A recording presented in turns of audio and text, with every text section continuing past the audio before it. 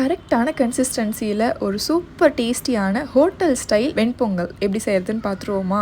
இந்த மாதிரி மட்டும் உங்கள் வீட்டில் இருக்கிறவங்களுக்கு செஞ்சு கொடுங்க.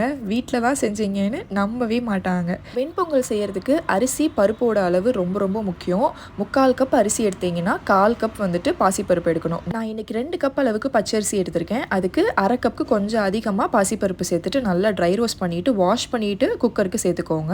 இதுக்கு 3 மடங்கு அளவு தண்ணி சேர்க்கணும். அரிசியும் பருப்பும் சேர்த்து 3 மடங்கு, ஸோ 7.5 கப் தண்ணி சேர்த்துட்டு 1 டேபிள் ஸ்பூன் நெய் ஆட் பண்ணிட்டு தேவையான அளவுக்கு உப்பு சேர்த்துட்டு நல்லா மிக்ஸ் பண்ணி 6லேருந்து 7 விசில் வரைக்கும் ப்ரெஷர் குக் பண்ணி எடுத்து வச்சுக்கோங்க. வெண்பொங்கலுக்கு வெறும் நெய் மட்டும் ஆட் பண்ணி செஞ்சீங்கன்னா கண்டிப்பாக திகட்டுற மாதிரி இருக்கும். நான் 1/4 கப்பு நெய்யும் எண்ணெயும் கலந்து ஆட் பண்ணியிருக்கேன். இது கூட கொஞ்சமாக துருவின இஞ்சி சேர்த்து வதக்கி விட்டுட்டு 1/2 டேபிள் ஸ்பூன் ஜீரகம், மிளகு, உங்களுக்கு எவ்வளோ முந்திரி வேணுமோ ஆட் பண்ணிட்டு கருவேப்பிலை சேர்த்து நல்லா கோல்டன் ப்ரௌன் ஆகிற வரைக்கும் வதக்கி விட்டுக்கோங்க. ஃபைனலாக கேஸை ஆஃப் பண்ணிட்டு பெருங்காயத்தூள் சேர்த்துட்டு ரெடி பண்ணி வச்சிருந்த பொங்கல் கூட சேர்த்து நல்லா மிக்ஸ் பண்ணிட்டு சாம்பார் சட்னி கூட வச்சு சர்வ் பண்ணுங்க. அட்டகாசமாக இருக்கும்.